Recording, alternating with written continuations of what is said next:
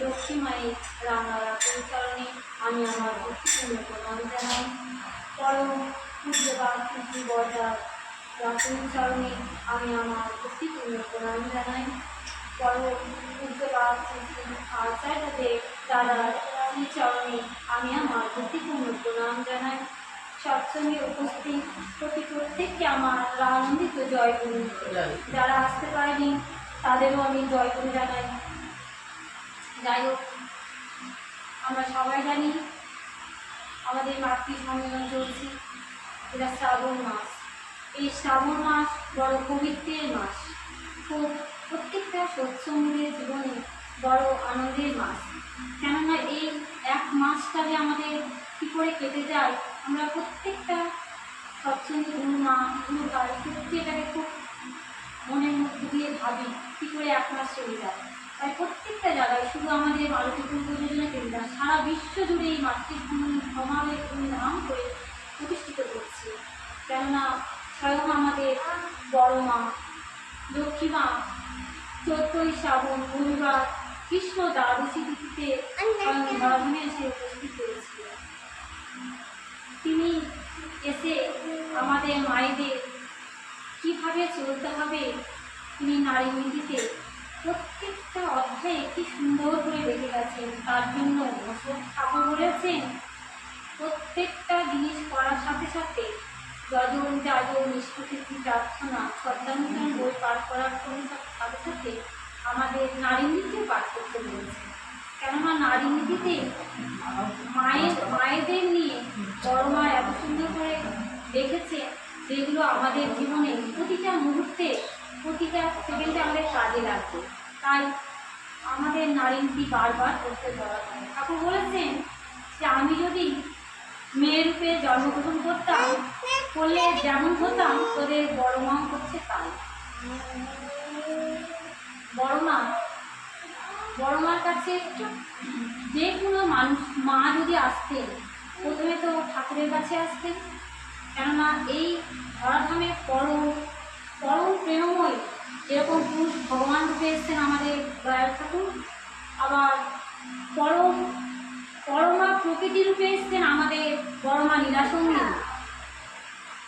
তাই তো ঠাকুরের লীলাসঙ্গীকে সাথে সাথে ঠাকুর যখন জন্মগ্রহণ করেছিলেন, আমাদের পরমা প্রকৃতি বড়মাও শিশু জন্মগ্রহণ করেছে, তাদের লীলাসঙ্গিনী রূপেই এসছেন। সৃষ্টি পরীক্ষায় লীলাসঙ্গিনীকে তৈরি করে পাঠিয়েছে। কত মা আসতেন ঠাকুরের রাতুল চরণে এসে সন্তানহীন মা, যাদের সন্তান নেই, ঠাকুরের রাতুল চরণে এসে ব্যাকুলভাবে কাতর কণ্ঠে প্রার্থনা জানাতে, যে দয়াল ঠাকুর আমি সন্তানহীন এক মা, তোমার চরণে এসেছি, আমি প্রার্থনা জানাই আমি যেন সন্তানের জননী হতে পারি। দয়াল ঠাকুর আমাকে আশীর্বাদ করো। আমাদের পরম দয়াল পুরুষোত্তম ভগবান তিনি যারা যারা আসতেন তাদেরকে বলতেন তোরা বড় মার কাছে চলে যা। বড় মার কাছে অনেক মায়েরা গেছেন, বড় মার কাছে আশীর্বাদ নেওয়ার পর শত শত মা পুত্র সন্তানের জননী হয়েছেন। শত শত মা সে আমাদের বড় মা লক্ষ্মী মায়ের আশীর্বাদে পুত্র সন্তানের জননী হয়েছেন। সবই তার লীলা। আমাদের ঠাকুর বাড়িতে যখন আমরা যাই না, ঠাকুর বলেছেন সঙ্গে করে কিছু নিয়ে যেতে, হয়তো দুটো আলু বা ফুল বা ফল, যে কোনো জিনিস। তো ঠাকুর বাড়িতে এত এত ভক্ত আসে প্রতিদিন, তো প্রত্যেকটা ভক্ত এত এত জিনিস নিয়ে আসে ঠাকুরের কাছে এসে নিবেদন করে, ঠাকুর এই এনেছে, ঠাকুর ওই এনেছে। ঠাকুর প্রত্যেকটা গুরু ভাই গুরু মাদের পাঠিয়ে দিতেন বড় মার কাছে। বড় মা প্রত্যেকটা জিনিস অতি যত্ন সহকারে তুলে রাখতে বলতেন যারা থাকতেন, যে আমার মায়েরা, আমার বোনেরা, দাদারা কত কষ্ট করে ভালোবেসে আমাদের জন্য নিয়ে এসছেন, তোরা সযত্নে এটাকে তুলে রাখ, প্রয়োজনে এটা ঠাকুরের ভোগে নিবেদন হবে। এক দাদা বর্ধমান থেকে এসেছিলেন, তিনি তার এক নাতি ছিলেন। সেই নাতি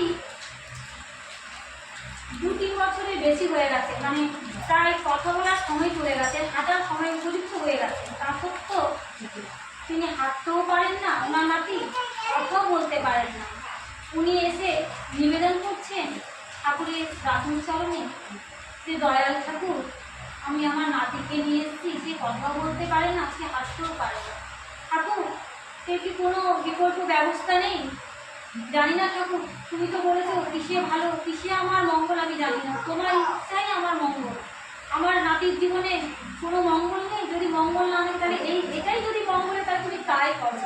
ঠাকুর শোনার পর বললেন, তোদের বড় মার কাছে যাও, গিয়ে তোরা নিবেদন কর। শিশি ঠাকুর ওই দাদাকে পাঠালেন বড় মার কাছে। বড় মার কাছে গিয়ে নিবেদন করলেন। বড় মা প্রায় 10 থেকে 15 মিনিট ওই দাদা আর নাতির দিকে এক দৃষ্টিতে তাকিয়ে থাকলেন। তাকিয়ে থাকার পর বললেন, ছেলের হাতে পয়সা দে, পয়সা দিয়ে ইষ্টবিধি করতে বলবি। ইষ্টবিধি করার পর তোরা কিছুদিন পর ঠাকুর বাড়িতে আসবি। ঠাকুরের আশীর্বাদে, পরমপুরুষোত্তম ভগবানের আশীর্বাদে তোর ছেলে কথাও বলতে পারবে, তোর ছেলে হাঁটতেও পারবে, চিন্তা করিস না। ছেলেকে প্রতিদিন প্রত্যহ সূর্য ওঠার আগে ছেলেকে হাতে পয়সা দিয়ে ইষ্টবিধি করা যায়। বড় মার কথা শুনে চোখে অশ্রু জল আন্দোলন করে সেই মতো বাড়ি চলে গেলেন। বাড়ি চলে যাওয়ার পর ঠিক 1 বছর পূর্বে আবার সেই দাদা নাতিকে নিয়ে, তার মেয়েকে নিয়ে এসছেন পরম দয়ালের কাছে। পরম দয়াল বলছে, কিছু বলবি? বলছে, হ্যাঁ ঠাকুর, আমি এসেছিলাম নিবেদন করতে। আপনি আমাকে বড় মার কাছে পাঠিয়েছিলেন, সেই বড় মার আশীর্বাদে, আপনার দয়াতে আমার নাতি হাঁটতেও পারছে, কথাও বলতে পারছে। বলছে